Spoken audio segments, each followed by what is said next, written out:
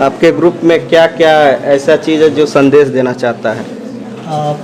Firstly सबसे पहले कि ये हमारे शिव जी हैं, तो ये हमारे एक आध्यात्मिक चेतना का संदेश दे रहे हैं। जिस तरीके से हर इंसान एक आस्था और विश्वास से जुड़ा होता है और वो आस्था और विश्वास के साथ काम करता है, ठीक पहला संदेश सही है कि हम एक आस्था और विश्वास का संदेश शंकर भगवान जी के माध्यम से देना चाहते हैं। और दूसरा हमारे ये ऑक्स है, जिस तरीके से आज हमारे मशीनीकरण के युग में मशीनीकरण की हर चीज़ सर मशीन पर हो गई है, चाहे वो खेती हो। जिस तरीके से अगर हम पहले जाए लगभग मतलब आजकल के बच्चे बैल को या सांड तो अभी देख लेंगे, लेकिन बैल नहीं दिख पाते हैं। हाँ जी सर, बिल्कुल। ये लुप्त हो रहा है धीरे धीरे से। हाँ, उपयोग खत्म हो रहा है। और एक तरह से एक ये भी है कि प्रत्यक्ष रूप से जो बच्चे ना देखे हो वो देख भी लेंगे। और एक जो है संवेदनशीलता के तौर पर हम लोग इसको प्रकट किए हैं कि एक लोगों को अगर आपको क्लास 1 में पढ़ाना हो और ओ फॉर आउल पढ़ाएं या ओ फॉर ऑक्स पढ़ाएं, क्या फायदा होगा इससे? इससे फायदा होगा कि बच्चे मूर्त रूप से, मान लीजिए बहुत सारे बच्चे अगर शहरी पृष्ठभूमि के हैं तो देख नहीं पाएंगे, तो इससे होगा कि उनके मन में मन पर एक मूर्त रूप से देखने के लिए प्रत्यक्ष रूप से मौका मिलेगा। सबसे पहले तो सर हम लोग ये बताएंगे कि कुत्ता के बाद अगर कोई पालतू जानवर हुआ तो गाय और बैल है। तो हम लोग ये बताएंगे कि पहले के जो एंशिएंट टाइम में लोग थे वो बैल को किस तरह से यूज में लाते थे, कल्टीवेशन में लाते थे, सवारी के रूप में लाते थे और खेती बाड़ी होता था बैल से। और आज का दौर ये है सर कि हम लोग इस चीज़ को भूलते जा रहे हैं। आज ये है कि मतलब अगर इसका यूज खत्म हो गया तो हम इसको खाना भी नहीं दे रहे हैं। ये एक मतलब इसका मेन मोटिव है बैल को बनाने का, मतलब ऑक्स को बनाने का, कि ताकि लोग इसे भूले ना और इसको भी खाना दे, इसको भी पानी दे। और मतलब एक सर एक तरह से कह सकते हैं जीव जंतुओं का ख्याल रखना चाहिए। और आज समाज में ये हो गया कि सर आश्रित होते हैं, जिससे हमको फायदा है उससे मतलब लगा हो गया। और ये सर हमारे धरोहर भी एक तरह से बैल है, मतलब ऑक्स है। जैसे कि हम लोग मानते हैं कि नंदी के रूप में शंकर जी का सवारी है और हम लोग पूछते भी हैं उसको। ये हो गया सर। अच्छा, सीता क्या? हाँ, मैंने कृष्ण जी बनाया जो बाल रूप में है। ये विष्णु जी के 8वें अवतार हैं।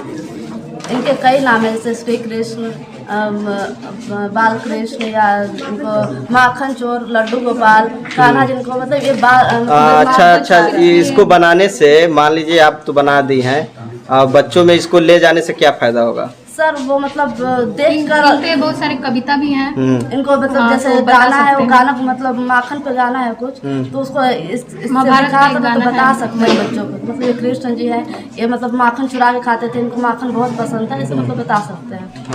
क्लास 1 to 5 में कोई ऐसा प्रसंग है जो इनसे रिलेटेड हो? हाँ, एक है महाभारत में जो गाना भी है कि मैया मैं नहीं माखन खाए, हिंदी में है। यस सर, कविता भी है सर, 6th क्लास में। तो बता सकते हैं बच्चों को। हाँ, ये भी है। यानी वो बच्चों को पढ़ना है, मैं ये पूछ रहा हूँ।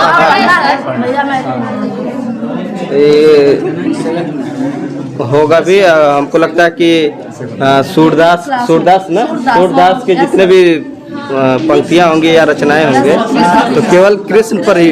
मीरा हो गई। हाँ, मीरा हो गई। चलिए, ये कौन है? सीता, सोनम तुम शिव जी बनाने के पीछे क्या तर्क है आपका? क्या आपके दिमाग में सूझा कि शिव जी हमको बनाना चाहिए? अगर देखा जाए आज के लोग जो है ना वो आध्यात्मिक से दूर होते जा रहे हैं।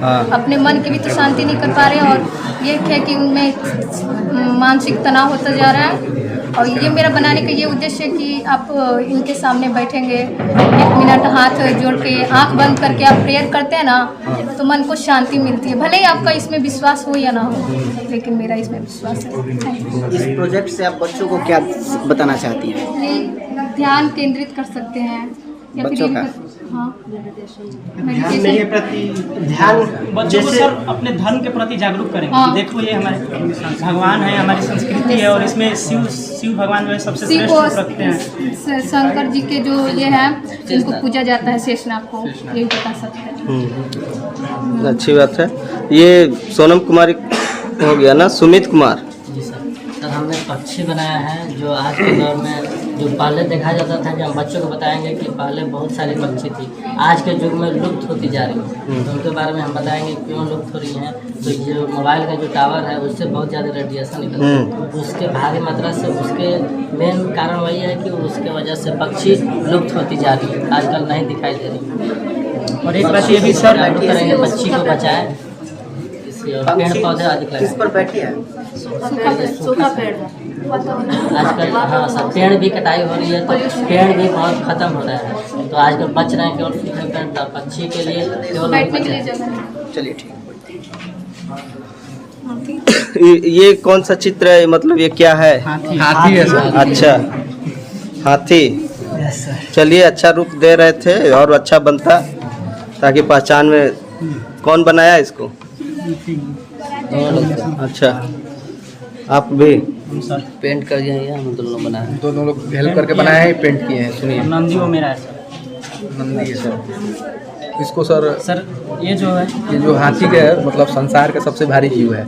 अच्छा, भारी जीव संसार का दिखाने के लिए आप इसको TLM के रूप में प्राइमरी स्कूल में यूज कर सकते हैं, क्योंकि आप हाथी को मूर्त रूप में कहीं क्लास में नहीं ला सकते। नहीं ला सकते। तो ये इसको TLM के रूप में प्रयोग कर सकते हैं और बता सकते हैं। क्यों आप ये रेडीमेड भी तो पा सकते थे, लेकिन रेडीमेड और इसको ले जाने से बच्चों में इसके प्रति आकर्षण बढ़ेगा।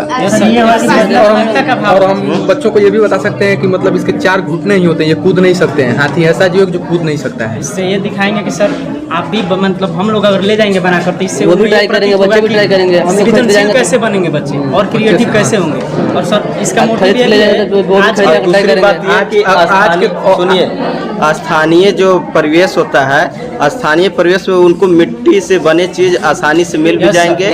आप रेडीमेड ले जाएंगे तो बच्चे तो देख तो लेंगे, लेकिन उसको ट्राई नहीं कर पाएंगे। अगर ये देखेंगे नहीं मिट्टी से भी बन सकता है तो बच्चों में भी उत्सुकता बनेगी। सर इसके माध्यम से हम समाज को ये भी संदेश दे सकते हैं कि आज बड़े पैमाने पे जो है कि सो इसके चमड़े का या फिर दांत का व्यापार हो रहा है। अच्छा, जिससे लुप्त भी हो रहा है, ये विलुप्त हो रहे हैं। ये ऐसे जीव हैं जो विलुप्त हो रहे हैं धीरे धीरे।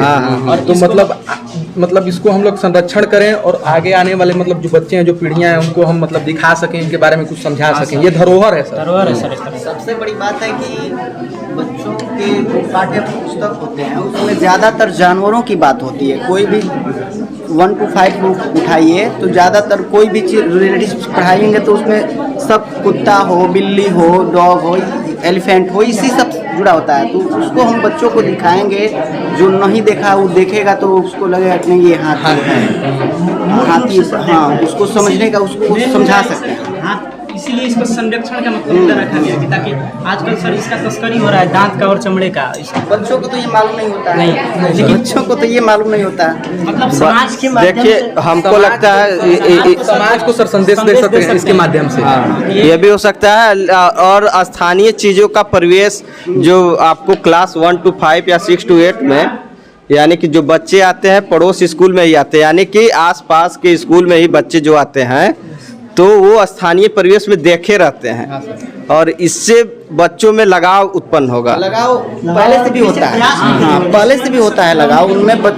हाथी को देखता है तो बच्चा अगर हाथी को मूर्त रूप से देखता है साक्षात तो उसको बहुत चाव से, बंदर को देखता है बड़े चाव से देखता है, बंदर बंदर बंदर, हाथी हाथी हाथी। बहुत मतलब उसको जब आप इसको क्लास में बताइएगा तो वो वैसा सीखेगा, वो भी बनाने का कोशिश करेगा कि हम भी हाथी बनाएंगे। और सबसे बड़ी बात है कि मिट्टी तो सब जगह व्याप्त है और बच्चों को मिट्टी के बर्तन, मिट्टी के सब बनाने के लिए बोलेंगे तो बढ़िया से बना करके उसको देखेगा तो बना करके लाएगा। क्या जो देख लेगा कि ऐसे ऐसे सब्जी बनाते हैं हम भी वैसा करेंगे, क्योंकि बच्चा सबसे ज़्यादा देख कर सीखता है। देख कर सीखता है, उसका तो उत्सुकता भी बहुत ज़्यादा है।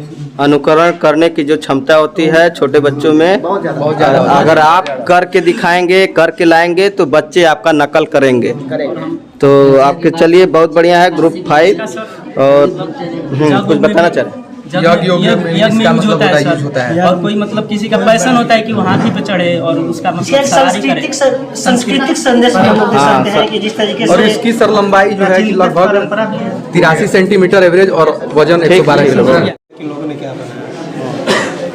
चलिए ग्रुप का जो समूह होता है, समूह का मतलब आपको यही संदेश मिलता है कि आप जहाँ भी जाएंगे, अगर आपको ग्रुप में काम करने का मौका मिलता है तो अपने धरोहर को बचा के रखे ताकि आने वाली पीढ़ियाँ उसका यूज कर सके। ये संदेश है आपके ग्रुप का।